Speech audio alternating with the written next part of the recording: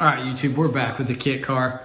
So I had already put the calipers on and I videoed that. So I don't know how I'm gonna edit this, but you're gonna see the calipers maybe on before this happened. So anyways, I'll be putting those back on because I pulled them off because I wanted to go ahead and do a tire alignment. And I think I've got a really good way of doing it.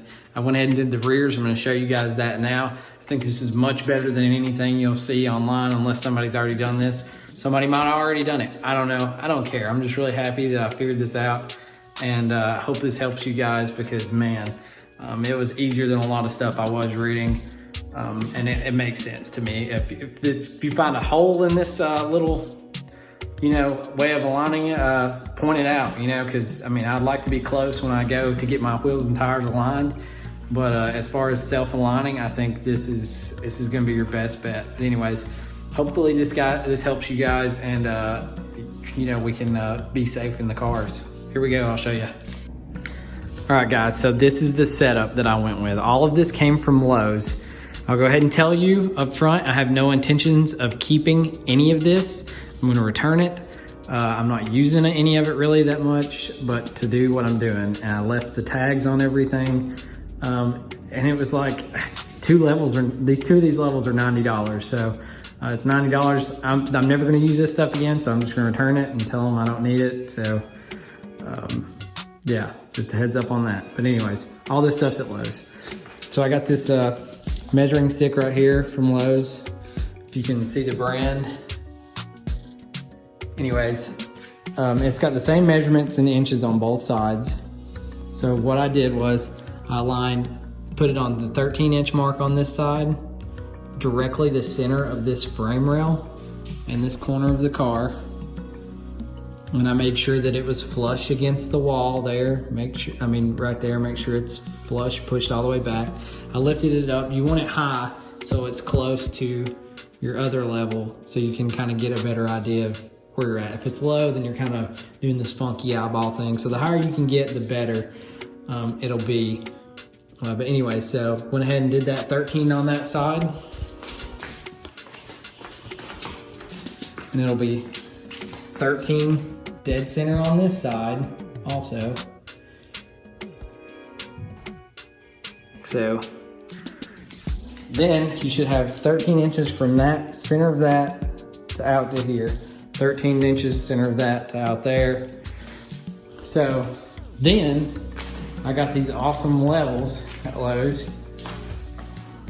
The brand is Johnson or whatever right there. They're magnetic, so they're stuck to my calipers right now. It's level. Basically all I did was I lined it directly up with the 6-inch mark.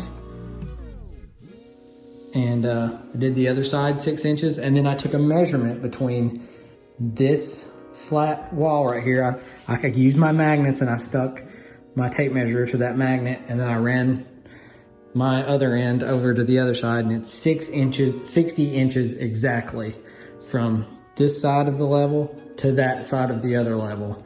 And then I went to the back and I made sure it was the exact measurement also, 60 inches. So like I said, I'll show you guys real quick. See, that magnet held the tape measure. I ran straight back here.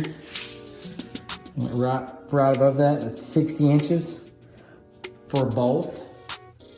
So that tells me that if the frame of the kit car is straight, then my alignment is straight, okay? Now I'm not saying that you don't need to go get like an actual alignment from like an auto shop or anything like that, because I still think you need to be safe. We're gonna be running these cars at like 70 miles an hour. You wanna be as safe as possible, but this will get you so close to in exactly, where it needs to be. So in my mind, I think this is an awesome way of doing this, and it's simple and easy. But you wanna make sure, that front measurement is exactly 60 inches, just like your rear. Now, I'm not saying yours is gonna be 60 inches because I don't know if you have the extended or the regular, Goblin frame, so it could be totally different. I don't know that.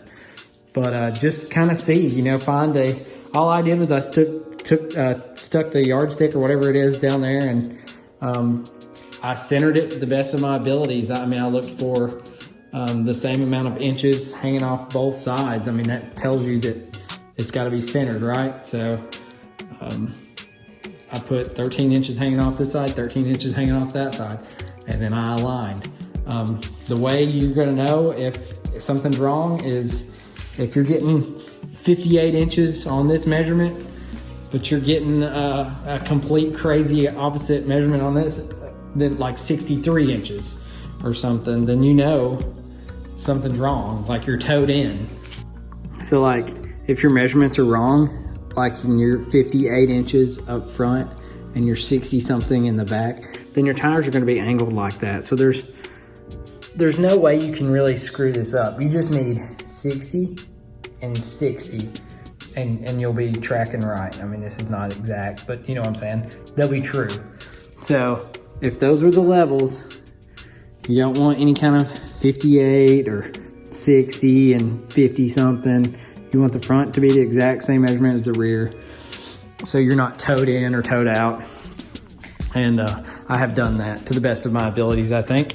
So now I've got to figure out the front and how I'm gonna do the front. So I'm gonna take a break from the video. I'm gonna do the front, try to figure out the best way to do that, and then we'll go from there. But as far as this goes, you know, this is how you do this. And to move these, to adjust your toe, I'm sorry, I'm stuttering all the time. To adjust your toe, take your tie rod, loosen that bolt, and turn this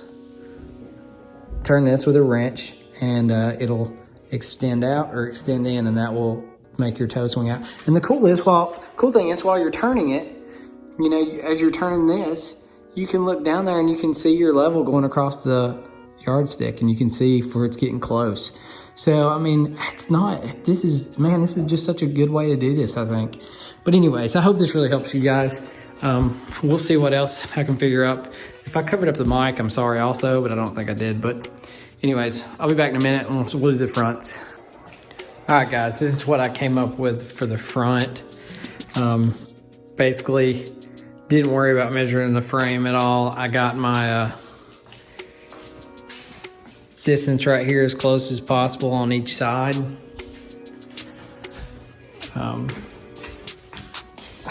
There's so much to this. Okay, so let me start over. I went ahead and disconnected this. I talked to Michael, one of my buddies, and he told me that basically I need to go ahead and align how many turns my steering rack is. So I turned it all the way to the right, and it was like 2.5 turns. So the middle is like 1 1/4. So 1 turn and a quarter, and 1 turn and a quarter on that side, or something like that. Anyways, I have the same movement on both sides, which I will demonstrate in a minute. But you figure out your movement by taking that off and how many turns that way.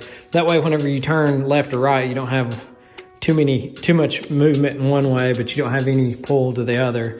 So you want to make sure you have equal turn that way as you do this way. So I did that first. No, I did that first. So figure that part out. That's pretty easy. You just kind of have to spend some time with that. But anyways, get your measurements here about equal on both sides before you start all this, because you don't want to do adjustments to just one side, because then you'll have that much adjustment left on one side and that much adjustment left on the other. It's just stupid. So get the same kind of measurement on each side, kind of close to it. I can't remember what mine is. I think it's like 2 inches or something like that.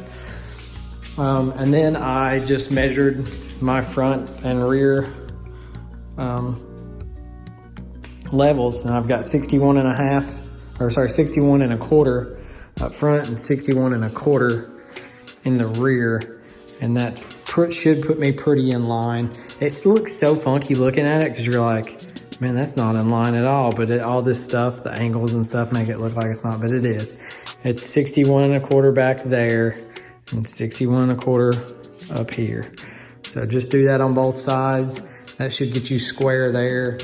Like I said, the steering rack prop stuff though, you know, you're just gonna have to mess around with all that. I've got to move all my stuff back and make it look a little cleaner and closer. But anyways, that's gonna be that.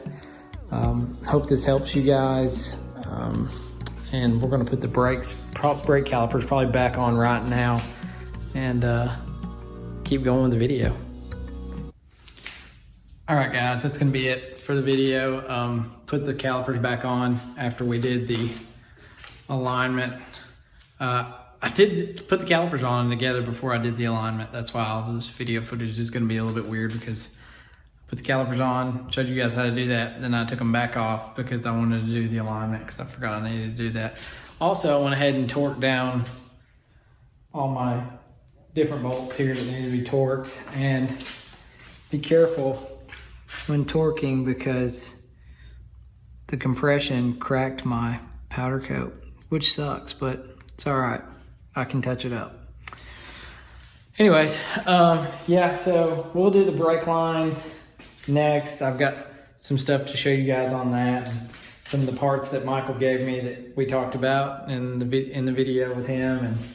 And I hope you guys are really excited about this wiring harness stuff that he's going into, man, because he's put a lot of money and time into it, man. And he's serious. He's gonna make a better wiring harness. And like I said, there's no bad blood. DF's gonna be, you know, supportive of it, and we just really hope it takes off. You know, I have nothing to do with it, but he's a good buddy of mine, so I'm trying to, you know, throw the publicity out there for him. So if you know somebody that's gonna start building a Goblin, share this, tell them, you know, to hit Michael up. If you can hit me up, I'll give you, if you hit me up, I'll give you his contact info, and we'll go from there. But thanks for watching, and we'll see you guys next time.